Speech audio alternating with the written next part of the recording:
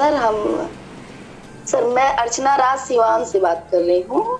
मेरी आवाज सुनाई दे रही है? एक्चुअली उस वक्त से हम बोलना चाह रहे थे लेकिन बोल ही नहीं पा रहे थे। जी जी आप बोलिए, आ रही है आपकी आवाज। जी जी प्रणाम सर। ये टीचर बहाली को तो सरकार ऐसा समझ रही है कि हम लोग समझ ही नहीं पा रहे हैं कि सरकार हम लोग के साथ क्या करना चाह रही है। सर इससे हम लोग को इतना परेशानी है हम शिक्षक अभ्यर्थी का कि हम लोग कहीं के नहीं रह गए हैं। एक तरह से बोल सकते हैं कि न घर के हैं हम लोग न घाट के हैं। हम लोग इतना परेशान है और इस परेशानी में भी होता है ना, ये कोरोना का दौर चल रहा है सर, इसी में सरकार की हर काम हो जाती है। और टीचर बहाली की जब बात आती है, जैसा कि अमित सर अभी बोले, राजेंद्र सर मेरे बोले, ये सर तो आप सब लोग जान ही गए हैं, लेकिन बस इतना हम आप लोग से कहेंगे कि और सौरभ जी का बहुत बहुत थैंक यू। इस सच में इस बहाली को जिंदा रखने में सौरभ जी का बहुत बड़ा योगदान है, खास करके सोशल मीडिया पर। और यहाँ से लेकर गर्दनी बाग में जब आंदोलन भी हुआ तो उन्होंने जहाँ अपनी बात, हम लोग की बात को रखने के लिए सोशल मीडिया पे कहाँ गए कि हम लोग की बात सरकार सुने। लेकिन पता नहीं ये सरकार को क्या हो गई है। और सबसे ज्यादा बिहार में शिक्षा का ही स्तर इतना नीचे गिरा हुआ है जिसका कोई जवाब नहीं है। सरकार, हमको लगता है कि उनके मन में ये सब है ही नहीं कि हाँ वो चाह रही है कि न बच्चा पढ़ेगा न लिखेगा। अगर उसके पास शिक्षा ही नहीं रहेगा, सोचने समझने की शक्ति नहीं रहेगी, तो फिर क्यों आके लड़ाई करेगी। लेकिन सब इंसान तो वैसा नहीं रहता है ना। सरकार चाह रही है कि हमारे कार्यकाल में बच्चा लोग पढ़े ही नहीं तो आप ही बताइए, सब वर्क उनका हो रहा है, चुनाव हो रहा है, इस कोरोना में हर एक काम हो रहा है। क्या आज 3-4 साल से शिक्षा का हम लोग बहाली के लिए कितना लाठी डंडा जब होता है तब लाठी खाते हैं, डंडा खाते हैं, जितना परेशानी झेलना पड़ता है। इसको कह सकते हैं कि गली मोहल्ला से लेकर और सरकार तक सब कुछ करते हैं, लेकिन सरकार के कान में रूह नहीं देखती है। उनका डायरेक्ट कहना है कि हमको जब मन करेगा तब हम करेंगे। क्या ऐसे चलती है? और इन्हीं के लिए उन्हें बैठाया गया है। आप ही सोच के बताइए लोग। और हम तो आपसे बस यही रिक्वेस्ट करेंगे कि आप अगर हमारी बातों को रखना चाहते हैं तो बस उनके पास यही रखिए कि हम लोग अब बहुत परेशान हो गए। अब होता है ना कि हिम्मत अब बन ही नहीं, समझ सकते हैं हम, बिल्कुल। हाँ, हिम्मत बन ही नहीं रही कि अब हम लोग हिम्मत कहाँ से लाएं। अब ये कुछ समझ में नहीं आ रहेगा। आपसे एसके झा सर जुड़ गए हमारे साथ, उनको मौका दिया जाए। Thank you sir. दिक्कतें आ रही है, अब उन दिक्कतों पे फोकस किया जाए कि क्या क्या दिक्कत हम अभ्यर्थी झेल रहे हैं। जी हाँ सर, बस एसके झा सर आपसे अपनी बात को रखें। सभी साथियों को नमस्कार। और स्वराज फॉर इंडिया को मैं बहुत ही धन्यवाद देना चाहूँगा कि बिहार के जितने भी हमारे शिक्षक अभ्यर्थी हैं वो बहुत ही परेशान हैं। उनके बारे में मैं कुछ ज़्यादा नहीं बोल पाऊंगा क्योंकि सभी साथी, प्रदेश अध्यक्ष से लेकर के जितने भी हमारे साथी हैं सभी ने आपको अवगत करवा दिया है। बिहार शिक्षक बहाली जो है वो धरना प्रदर्शन पे ही टिकी हुई है। आज तक जितने भी कार्य हुआ है इस बहाली में, फॉर्म अप्लाई करने से लेकर और अभी 90% जो है वो कार्य इसका पूर्ण हो गया है, 10% कार्य जो है वो बाकी है। सभी धरना प्रदर्शन से ही हुआ है। अभी जो हम सभी का मामला है वो दिव्यांग साथियों के बीच में है।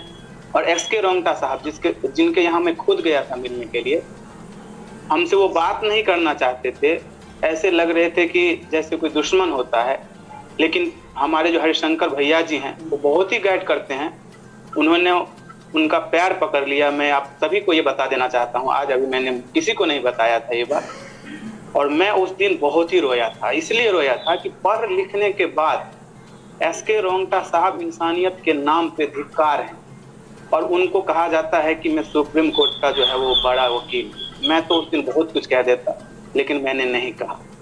स्वराज फॉर इंडिया को मैं यही कहना चाहूँगा कि आप यदि हमारे सभी साथियों का सहयोग करने के लिए आगे आए हैं तो एक काम जो है वो बहुत ही महत्वपूर्ण है। वो काम है, अभी तक इस बहाली पे बहुत सारे केस किया गया और हमारे कोर टीम के जो सभी सदस्य हैं उन्होंने मिलजुल के सभी केस को अभी तक खारिज करवा दिया है। सिर्फ एक केस है दिव्यांग वाला।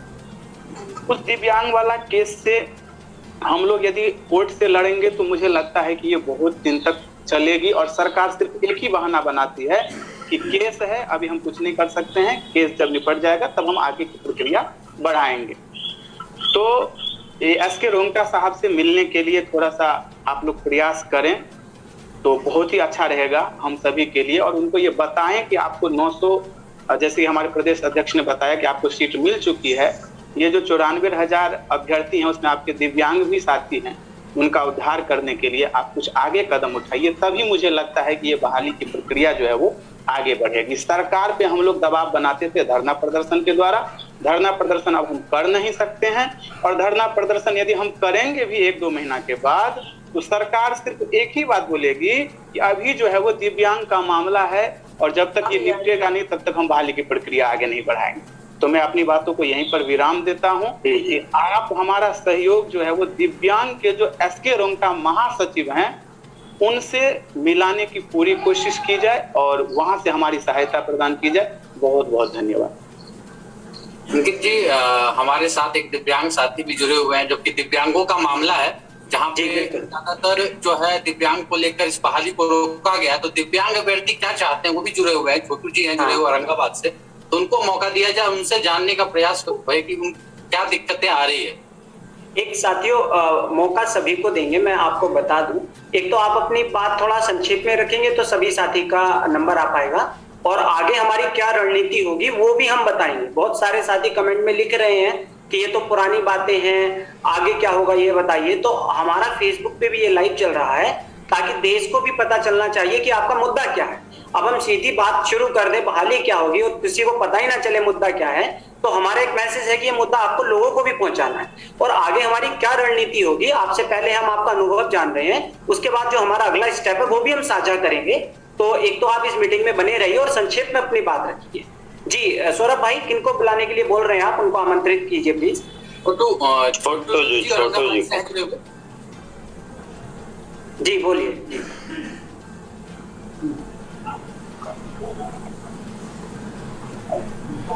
छोटू जी, अगर आवाज मेरी जा रही है तो अपनी बात को रखें। लगता है अंकित जी वो डिस्कनेक्ट हो गए हैं, तो प्रीति आप आगे देख लीजिए कौन साथी है जो अर्जुन सिंह जुड़े हुए हैं, अंकित जी कैमूर से जुड़े हुए हैं। अच्छा, तो उनको बुलाया। बिल्कुल अर्जुन भाई प्लीज बात रखिए अपनी, आप अनुभव साझा कीजिए। जी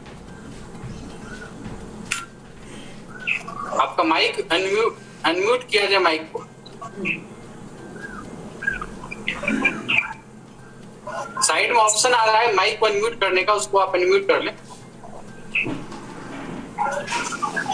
हाँ, सभी साथियों को मेरा नमस्कार है, और मैं 2 शब्दों में ही अपनी वाणी को खत्म करूंगा। मेरा कहने का मतलब ये है कि आगे अब क्या करना है। यूथ फॉर युवराज अगर हम लोग के साथ अगर दे रहे हैं तो बहुत अच्छी बात है, और अपने इधर से कहने का मतलब जो भी सपोर्ट होगा किया जाएगा। आगे इस मामला को कैसे निपटाया जाए इस पे विचार आप लोग करें।